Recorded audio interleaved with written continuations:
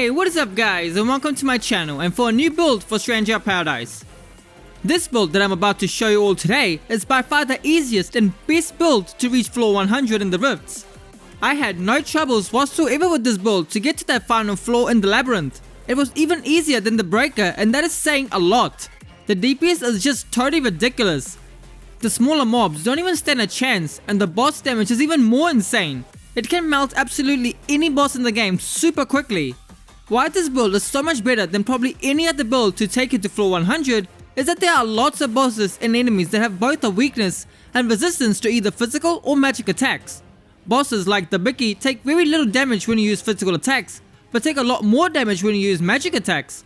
The Behemoth takes very little magic damage, but is a lot weaker against physical attacks.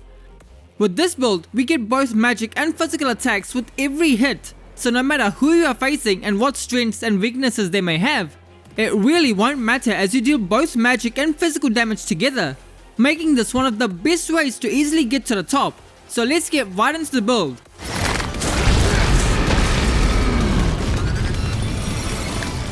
Our main class is going to be the Conqueror on the Swordsman, and our secondary class is going to be the Lunarian on the Tyrant.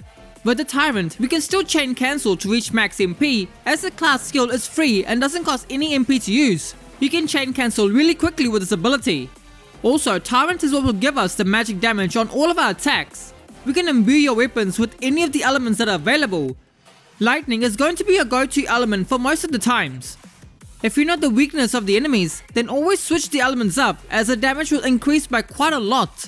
When you imbue your weapon with Tyrant, all attacks that you do will be considered magic attacks as well as physical attacks, letting you take advantage of both strength and intellect.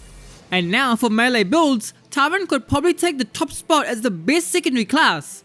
Now let's go over the affinities that you need for the Tyrant. We get 600% Cyclic Warrior, and this will proc all your social effects whenever you proc Lightbringer. We mostly need this so we can use the Bahamut Summon Blessing, which will increase all of our stats on Soul Shield.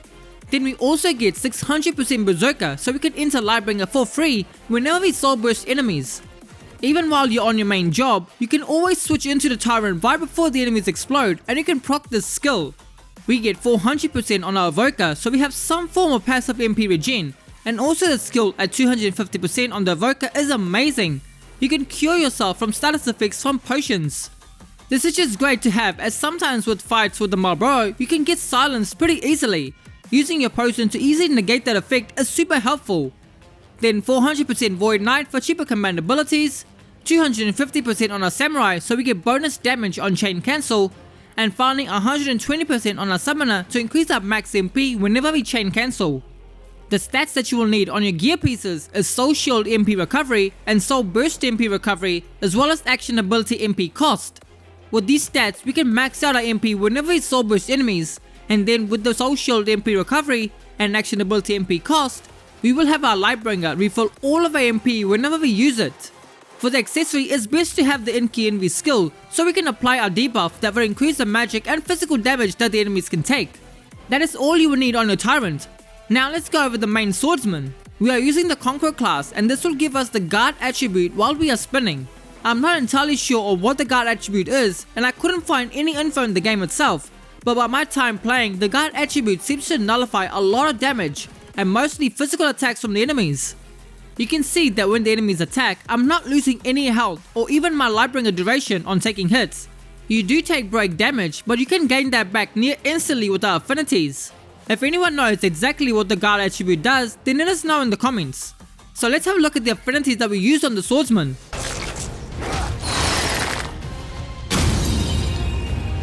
We get 600% on Breaker, so we get bonus strength on all of our stats, bonus damage whenever we Soul Burst enemies, as well as bonus strength on Soul Shield. 600% on our Swordsman itself, so we get cheaper combo abilities.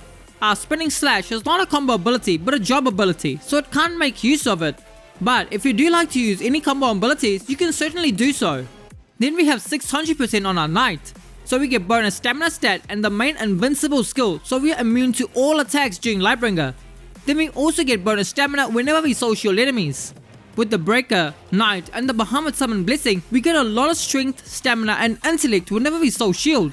When we proc all our social effects on our Tyrant, it will carry over to the Swordsman as well. our main spinning slash ability is going to take into account strength, stamina and intellect, all of which will greatly enhance the damage of your spinning slash. Then we get 400% on our Dark Knight to get bonus damage when enemies are targeting us and to have all our near-death effects active all the time. 250% on our Samurai for bonus damage on chain cancel, and finally 250% on the Summoner so it decreases the MP cost on abilities that constantly drain MP. A spinning slash would just be cheaper to maintain with the skill.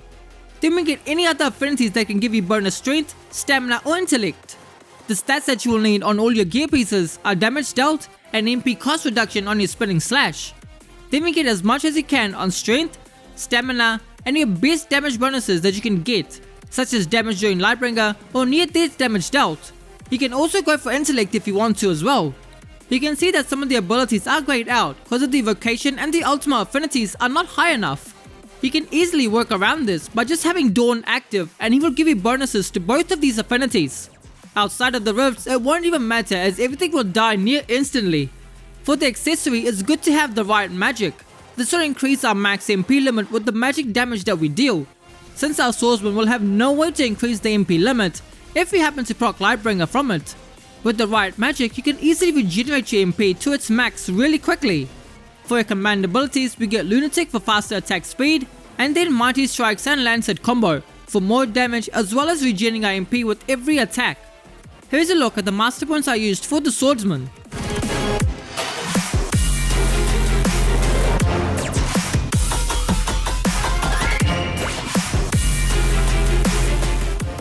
That is all you will need to put this build together. With this, I am certain anyone can reach the top floor in the rifts. I can 100% guarantee that. I always refresh the rifts and climb them from floor 60 to see how well they do. With this, I had absolutely no problems getting to 100 and I got there pretty quickly as well. Lots of people have been asking for a Tyrant build, but I do really recommend Tyrant as a great secondary job instead of using it as a primary. Since you can imbue your weapons and switch jobs anyway with the enchant still active, there is no need to have Tyrant as your main. It does really well as a secondary job. On your swordsman, you can maintain your spinning slash almost indefinitely. With how much cost reduction we have and the damage that we deal, we can gain MP faster than we can spend it. Here you can see that I've used up almost all of my MP and I'm only left with 1 bar. 1 bar is basically all you need. As soon as you start your spinning slash, there is no way you can run out of MP. Even if you are to use your Lightbringer, there is no way you can run out. Your max MP and your actual MP itself will recover so quickly that it's just insane. Use Inky Envy as much as possible from your Tyrant. Pairing it with the enemy's actual weaknesses like Wind for Leech or Water for Marilith, you can deal around 40 to 50,000 damage with each swing. And that's even at the higher floors at floor 100, making the DPS from this build a lot higher than any other build at that floor. Hope you guys enjoyed the build. This is truly one and if not the best build in the game. Even better than the Breaker or the Sage. At the moment, the damage from this job is just unbelievable and I hope it stays that way. What did you guys think of this build? Have you made it to floor 100 yet? Let me know. I would love to hear from you all. I will catch you all next time.